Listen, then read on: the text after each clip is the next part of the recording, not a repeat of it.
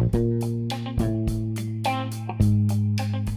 often think of what we can teach our kids and our students, but in fact, there's actually lots that we can learn from them. Welcome back. I'm Gila Ross, host of the Power Up podcast, where we share short, relevant ideas that upgrade and impact our everyday lives. So, this is actually, I believe, part 3 of the 3-part series that we just did. We did on we were talking about how in life it's not good to travel through life on our own, because we all need people around us to sort of help ground us, help center us, help sort of sound ideas off, help us grow. And we spoke about 3 different types of relationships that sort of ground us. We spoke about relationships that are above us. We spoke about relationships that are parallel to us, like peers. And we didn't yet speak, but today we're going to speak about the 3rd set of relationships. Can anyone guess what that is? What's the 3rd set of relationships? If we have those above us, like teachers, mentors, guides. In need of help. Yes. Yep. It could be those that are our kids. It could be our students. And one of the things that we try to sort of bring out is that sometimes it's constant, right? Like sometimes the relationship is constantly, right? They are my mentor, they are my teacher, they are my guide.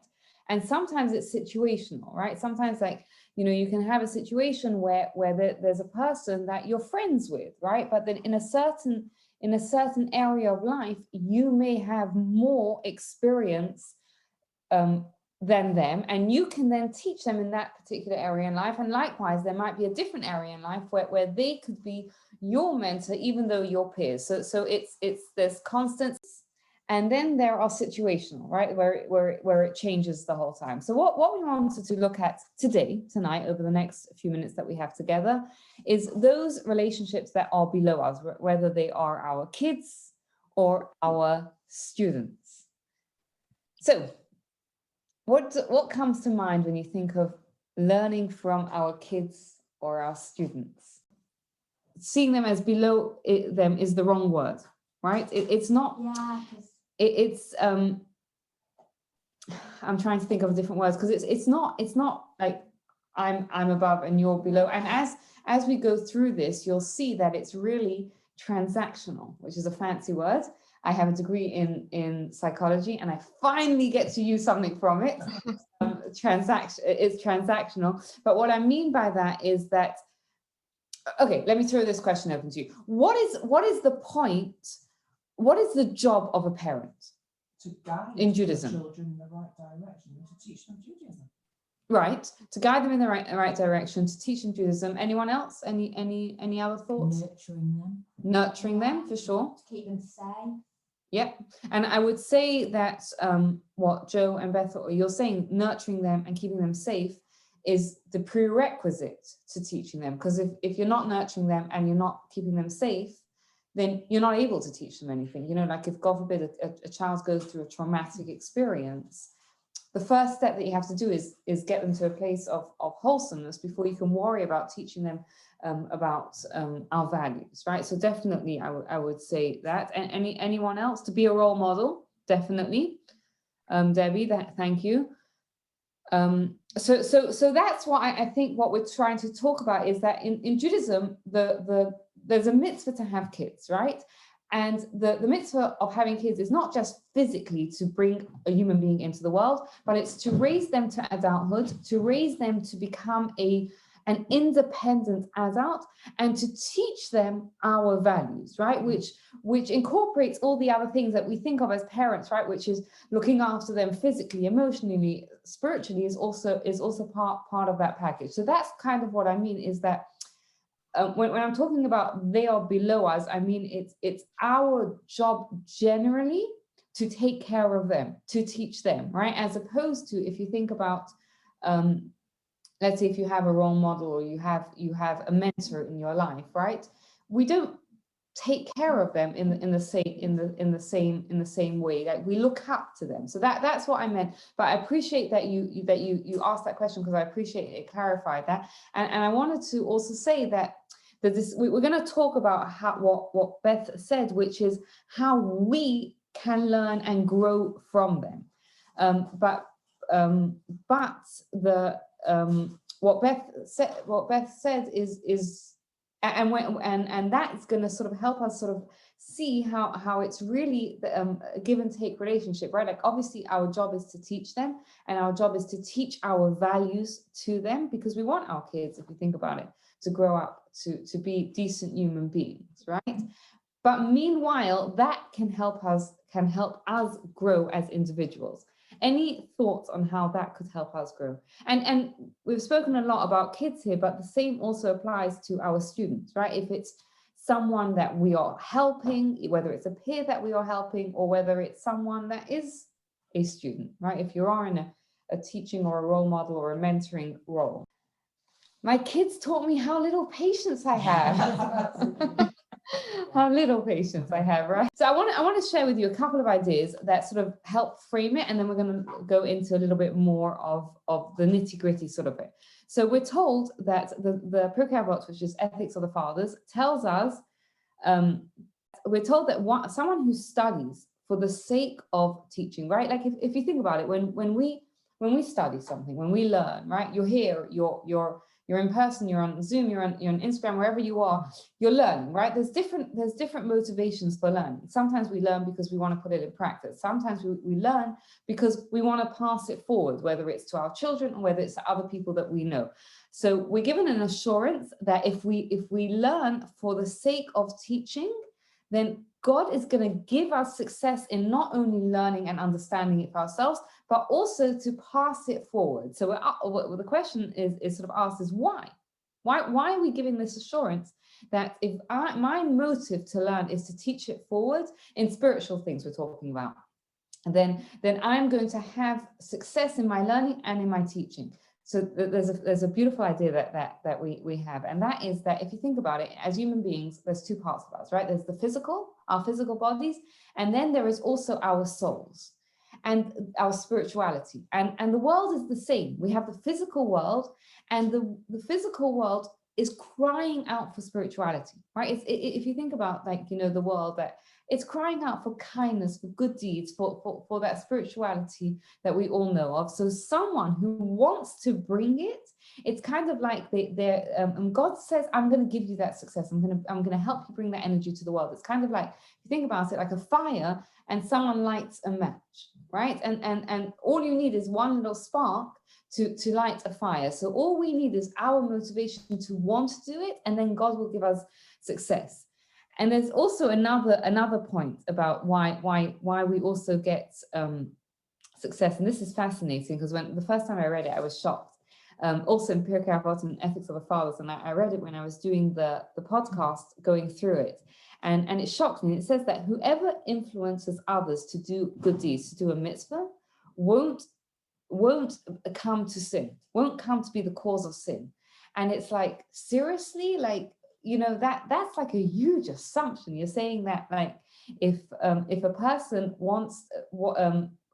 tries to influence others to do good, they're going to be protected from doing bad. That's amazing. And it's part of the reason is because of what Debbie mentioned as well, is that because we, as human beings, we want the way we talk and the way we behave to be in sync, right? No one wants to feel like a hypocrite, right? Those times, I'm sure this has never happened to anyone else except for me, perhaps, maybe once or something, right? Your kids are fighting, whatever, and you're getting really annoyed, and you yell at them, stop shouting, right? And then you're like, oh my gosh, I'm shouting myself, right? You feel like, oh, come on, or whatever it is, right? Like we want to not just talk the talk, but we want to walk the walk as well. So part of what being a role model to others is, and whether that's to our children or to students or anyone or to our friends, is it makes us realize we got to step up to the plate, right? Because I don't want to pretend that I'm a good person to other people and not actually live up to that. So it pushes us to it pushes Be us better. to be better and to be our best. So we have a question here. How is it? So if you want to repeat the question, I'm happy to take it.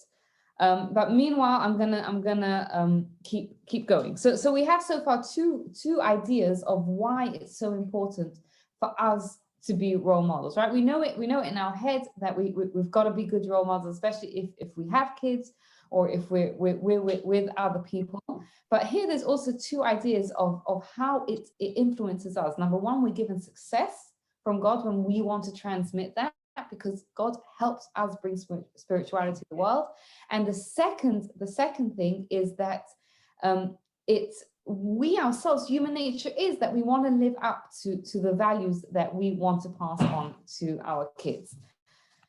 So in terms of what should our attitude be towards having, whether it's kids, whether it's peers that we want to teach, how many is, and I'm not talking so much about kids because that's a bit more of a personal question, but in terms of teaching others, how many is enough? How many people should we try to teach? The concept of helping people to do mitzvot is not just related to outreach, it's related to, I think, all of us, right? And I saw something, I don't remember where I saw it, but it was very, like, it really stuck out to me, is that we don't often know what our impact is on other people, right? You know, we don't, you know, if you think about it, sometimes you see someone do something and we look at them and we're like, wow, that's impressive. And you don't always go back to that person and say, you know, you really inspired me, X, Y, Z. So, and the same thing is for us as well, right? We don't often know how our actions are going to impact other people, because people are watching and seeing what we're doing, and our actions do have an impact. So I think we do teach in ways that's more than just, you know, parent-child or teacher-student, because we're so social, even though we've become so antisocial, right?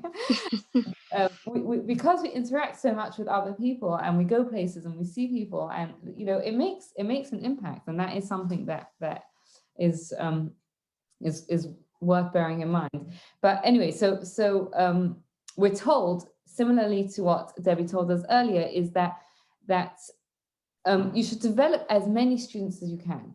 And the idea there is that, because you never, and I think it's similar to what Lindsay said, is you never actually know, right? You never actually know which of your students are going to really take what you teach and develop them as potential. And I think similarly to I think, Beth, you said this earlier, is also we never really know who it is that we're going to impact in a big way, right? You said you could teach them something that can change their life, right?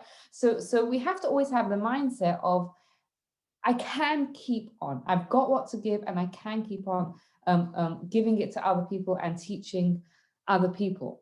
Now, how does that kind of help us? So there's a few different ways that it helps us. And obviously, the point of this is not to make us into like selfish people and say like, oh, you know, I'm going to help you in order that I can help myself, or I'm going to teach you in order that I can grow. The point of this is to sort of figure out and to be mindful of how we can maximize our relationship with those that we teach and those that we impact to further our growth, which in turn, you know, will make us better teachers, right? So it's like what we said, you know, when we're mindful of the fact that if I'm trying to teach my kids to be kind, I need to live up to that, or whatever it is. Or if I'm trying to be a good neighbor, I've got to live up to that as well. Then that helps us grow, which in turn makes us into better teachers. Is that clear?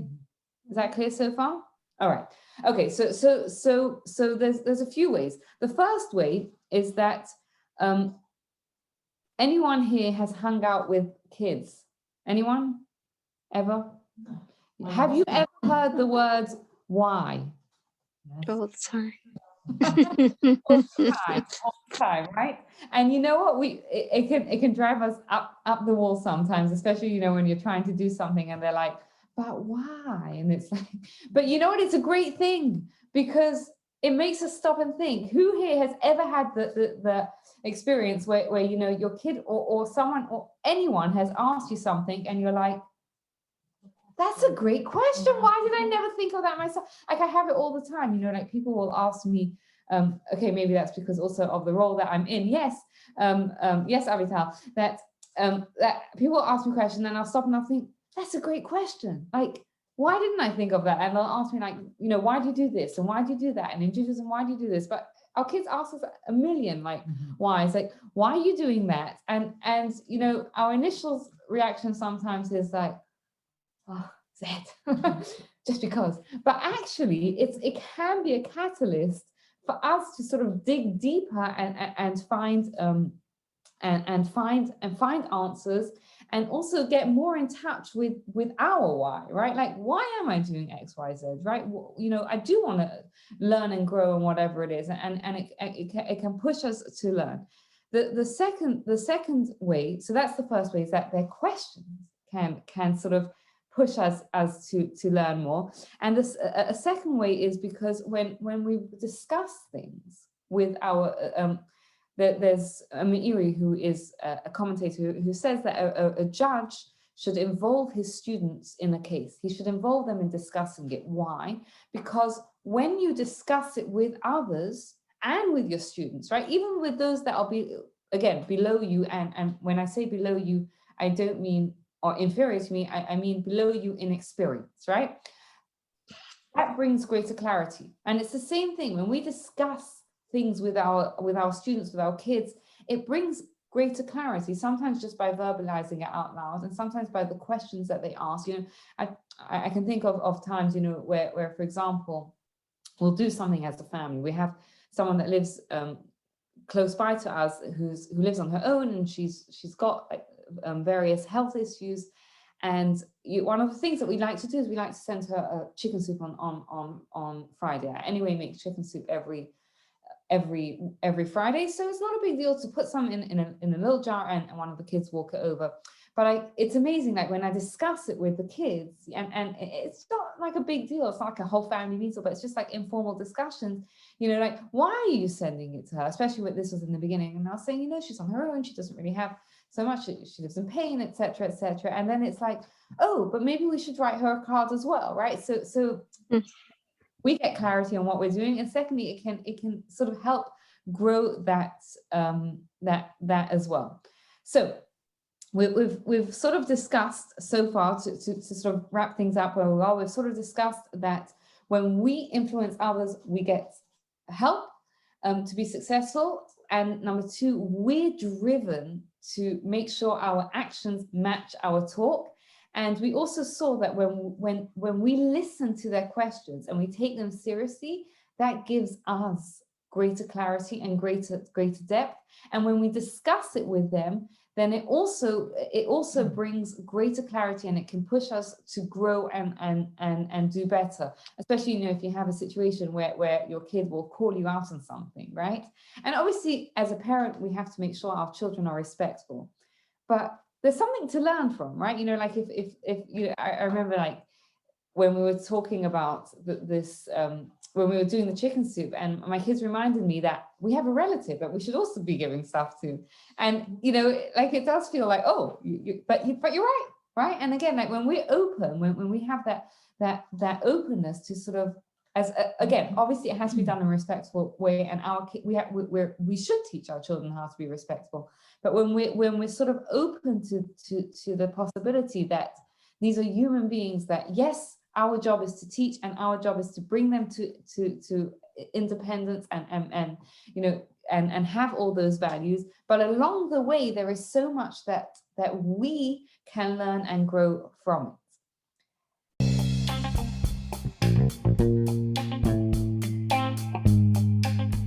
Thank you for taking the time to listen. I'd love to hear your thoughts or your feedback. You can get in touch with me. You can find me on Instagram at Gila Ross. And please take a moment to rate, review, and subscribe to the podcast. It really helps us out. Thank you and have a wonderful day.